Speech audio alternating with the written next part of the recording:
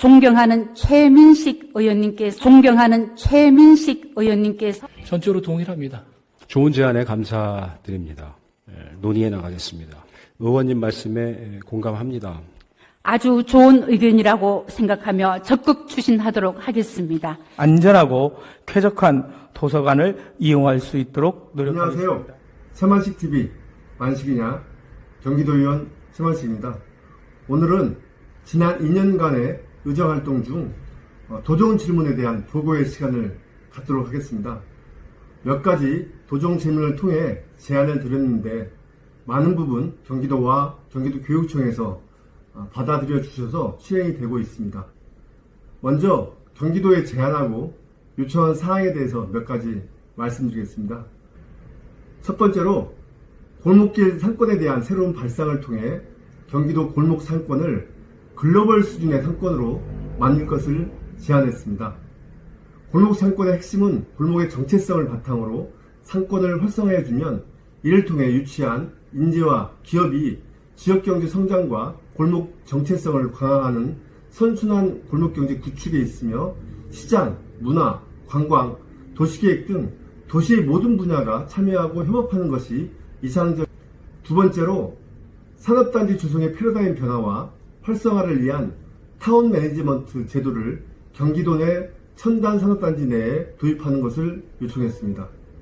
경기도는 2005년부터 제1판교 테크노밸리를 조성하고 입주한 기업의 매출 총액이 73.9조 원에 달하고 있지만 그 이면에는 문화, 여가공간과 정주인구 미확보로 인한 공도화 형성과 상권 침체, 교통 체증과 주차난 등 많은 과제를 남겨주고 있습니다.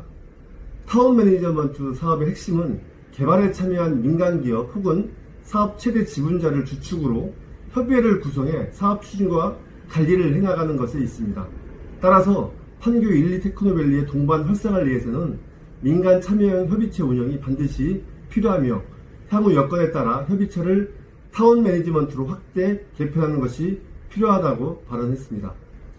그리고 신중년 일자리 발굴 사업 확대에 대하여 강주 대단지 사건의 명예회복과 경기도 차원의 지원 방안에 대해 질문을 추가로. 최만식 의원님께서는 골목길 상권 활성화 방안에 대해서 정책적 제안을 주셨습니다. 저도 의원님의 의견에 전적으로 공감합니다. 전적으로 동일합니다. 존경하는 최만식 의원님께서는 현재 추진 중인 테크노밸리 조성에 타운 매니지먼트 제도를 도입해서 대한민국의 대표적인 도시형 혁신 클러스터로 발전시키도록 하는 방안을 제안해 주셨습니다.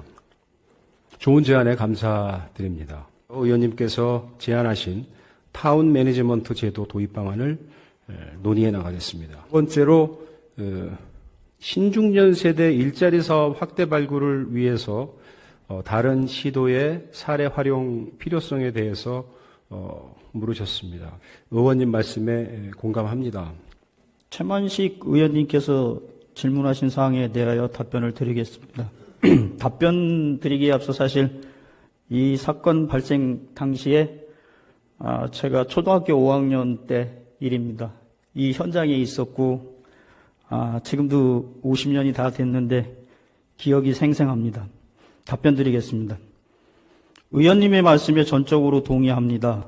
광주 대단지 사건은 서울시가 무허가 주택 처리 명분을 내세워서 당시 광주시 중구면 현 성남시 수정구 중원구 일대로 철거민들을 강제로 이주시키면서 철거민의 분양 대금을 과다 책정하거나 분양권 전매를 제한하고자 일시금 납부를 요구하는 등 서울시의 졸속 항쟁에 반발한 대규모 시위였습니다. 이 사건은 경제적, 사회적으로 소외되었던 도민의 정당한 요구이자 최소한의 생존을 위한 투쟁이었다고.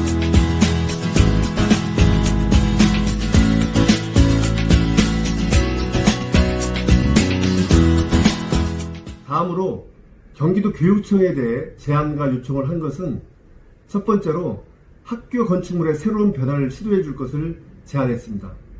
유현준 교수의 어디서 살 것인가라는 책에서는 요즘 아이들은 대부분 아파트에서 태어나며 마당 대신 거실에서 골목길 대신 복도에서 시간을 보내고 있습니다.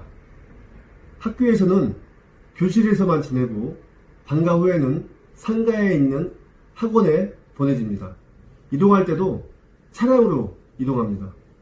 지식은 책에서 배우고 지혜는 자연에서 배운다라는 말이 있습니다. 그런데 우리 아이들은 자연을 만날 기회가 없습니다. 지혜를 배울 수 없는 것입니다. 책은 학생 수가 줄면서 생긴 빈 교실들을 다른 용도로 쓸 것이 아니라 교실을 부수어 테라스라도 만들어야 아이들이 10분 쉬는 시간에 잠깐씩 자연을 접할 수 있게 해주어야 합니다. 그게 안 된다면 옥상이라도 개방해야 하며 옥상이 위험하면 1층 교무실을 꼭대기층으로 보내고 1층은 아이들의 공간으로 만들어야 한다고 보는데 교육감의 생각이 어떠신지 질문을 드린 바 있습니다. 두 번째로 경기 성남교육도서관 개축과 관련하여 질문을 했고 세 번째로 학교 체육시설 개방 관련하여 질문을 했습니다. 각각 학교 시설의 개방 여부를 둘러싼 갈등이 늘고 있는데 이러한 다툼의 해결 방안은 철저한 관리감독 시스템을 확립하는 것입니다. 공유경제를 기반으로 학교 유휴공간의 연결을 지원하는 스쿨 쉐어링 제도를 도입하는 것을 제안합니다. 존경하는 최민식 의원님께서 질문하셨습니다. 학교 건축물에서 학생들이 자연을 접할 수 있는 방법으로 학생 수 감소로 생긴 빈 교실을 마당과 같은 개방형 공간으로 활용, 옥상 개방이나 실 재배치를 통해 1층을 학생 공간으로 만드는 것이 어떠한지를 질의하셨습니다. 기존 교실 공간 활용을 위한 학교 공간 혁신을 위해 미래형 학교 공간 혁신 중장기 계획을 수립할 예정입니다.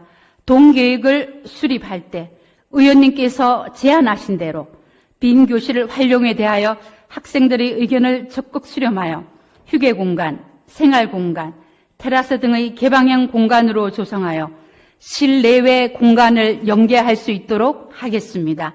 아주 좋은 의견이라고 생각하며 적극 추진하도록 하겠습니다. 학교장은 적극적으로 시설을 개방하고 지자체는 시설 개방에 필요한 안전장치 및 개방시설 유지 보수비 지원 등이 이루어지도록 업무 협약을 체결하는 등 개방 활성화를 위해 적극 노력하고 있다는 말씀을 드립니다.